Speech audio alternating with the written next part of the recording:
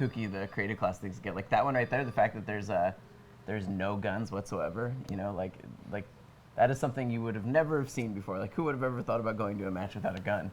I can name one guy actually who was a big source of inspiration for this thing, who really runs around with just a knife all the time. That's his thing, you know. Oh. So I think it's kind of the people have done weird things. They'll actually break their controller so they can't accidentally shoot their gun and things. And it was just it's a very, very clever way of playing with this. This is Hardpoint. This is the new game mode, and this is Carrier, which is a map I don't think anybody's really even seen. Nope. This is you're seeing it here for the first time. Yeah, I love this map. Let me show you the overhead view of this map real quick. Oh, I'm sorry, I forgot about that. We're actually live streaming on the other system, not this one. That's my bad. Sorry. It's okay. So we're seeing Carrier. You know, it is. I feel like it's a smaller map, but for things like Hardpoint 2, it gets totally like crazy. Yeah, this is complete chaos. Now, I am shocked really every time you talk to fans. It's almost like you can't make the game fast enough for them. Sure. You know, it's I'm getting too old to be playing in such chaos. I like my games a little more strategic and at a pace I can deal with. But you know, the fans love this kind of thing, and this is a very small map. It takes place on the deck of a carrier, but only part of the deck, and well, some flanking pass around.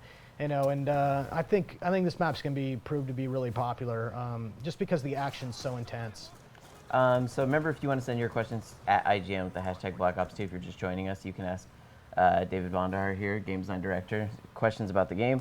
Just like at Dragon Dagger 7 did. He says, where do you get the ideas for multiplayer maps, and how does the creation process begin, keeping, you know, all the player skills in mind? Yeah, so, you know, everywhere is the answer. We're actually looking for inspiration all the time. It could be from any place. Now, in this particular case, the level designer, Dave, he's actually a huge military guy, big buff. You know, he goes and actually visits, you know, say a World War II decommissioned museum that's actually a carrier. And, you know, it was just an environment that really inspired him. And then obviously you get into 2025 and what those might be like, and, you know, having a carrier that doesn't have to launch planes the traditional way, but via drones. And, you know, so in this particular case, it really came from his personal interest and love and fascination with this subject. And that's just one example. But, you know, we go through a lot of trouble to find environments that are fun to play. We want to take you places that you might not get to stand on or be at normally. Right. But, you know, they have to be great multiplayer maps. And I will tell you that reality is that most places in the world are not fun multiplayer maps. So we take a little creative liberty, of course. Of course. It's a hellstorm coming down right there. At Dragon Dagger 7, I really liked your question. So you're going to win an Xbox 360 copy of the game, which means we still have 4 Xbox 360 copies and 5 PS3 copies to give away throughout our live stream. You know, one of the things I think that people will notice is that a lot of the weapons look kind of familiar. Like, how did you guys kind of handle, like, you know, the riffing that you do off of the weapons? Yeah, this is Murad and the weapons team, and I mean, they are absolute studs. So there's a tremendous amount of thought that goes into which weapons will make the cut. There's a lot of prototyping that goes on to figure out, you know, where to go. Like, where do you know, the crossbow was like a fan favorite, right? So how do you take the crossbow and put it in 2025? Would we even use crossbows in 2025? I have no idea, right? So, you know, it's just this kind of this fun thing that we do where it's a pretty elaborative and creative discovery process. We go through a lot of weapons to find the ones that will actually make it, and it's really 3 people that kind of pull this all together. There's the weapon artist, lead weapon artist himself, the lead weapon animator, and the lead combat designer. Those 3 guys and their teams are working to put this together for the fans. Yeah, I noticed that I feel like if you had a favorite weapon from the previous games, there is a sort of a weapon that will be there for you. Like you will find your comfort zone in this still. Like I was always, you know, that I like the MTAR because it feels kind of similar to the TAR, and but similar but not exactly the same. And I feel like you know, or the AK-47. Now there's the AK-74U.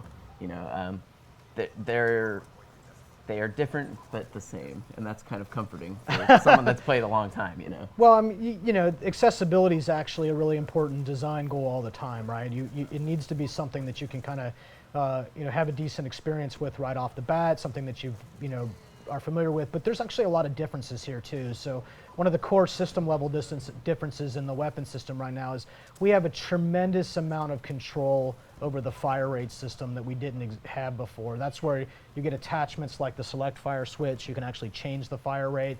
In fact, there's a gun called the AN-94 which actually shoots the first 2 shots at a different fire rate than it shoots all the other shots. So we're doing a lot of really interesting things. Oh man. There's the death machine. That's a score streak here. Yeah, there's this guy's going to probably do some chaos for yeah, sure. although let's see, let's go to see our friends at IGN Livestream. Let's see how he's doing. Let's see how.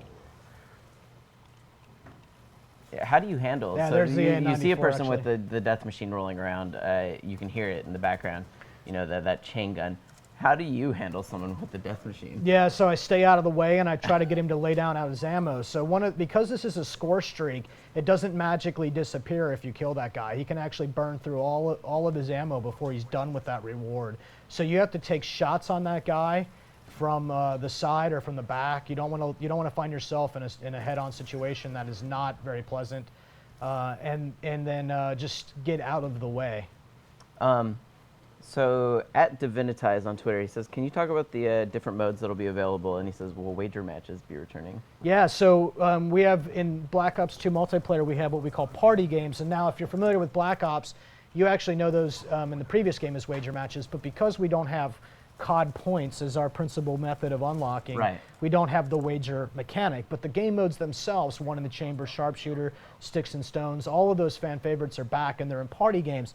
And the big difference between Black Ops and Black Ops 2 is that the party games actually give you experience points. So you're earning medals and you can actually rank up. It's something that we learned from the fans that was a very important thing, is that people liked the wager matches, but they felt like they were kind of missing out if they were playing them in their regular progression. If you're not leveling up, yeah. Yeah, like, so, in hindsight, of course. So they're actually part of the core progression. You will still earn experience. You can still level up, even though you're playing game modes that don't actually use credit class or have score streaks in the first place. I really like Sticks and Stones in particular because there's nothing more satisfying than getting a throwing axe kill. It's like my current favorite. I'm a One in the Chamber player. I just absolutely love the purity of a single bullet, don't miss, Well, it's funny even if you do miss, though, because then you're trying to close the gap on someone who has a bullet and you have a knife and they're hesitating shooting you. I have fooled so many people into thinking I did not have a bullet, and I just do the whole, the magic dodge knife game,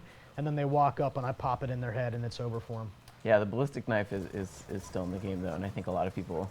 Well, it's funny how many people, when I was talking to people at IGN about this and stuff, they asked me, is the ballistic knife still there? Is the ballistic knife? I didn't realize that people really love that thing so much. The special weapons are just, something that I think we were all surprised by how popular the ballistic knife was. And there's entire communities of people dedicated to knifing and ballistic knifing. And, so we updated the art and animation set that the ballistic knife uses and give it a little 2025 vibe. So that's a complete blowout right there. Yeah, that was pretty. Yeah. You know. Yeah. Why don't I see if? Yeah, sure. Well, yeah. We're gonna actually try to do what we can to show you the Pic-10 that we're looking at a screen that's looking at a screen that's casting. What?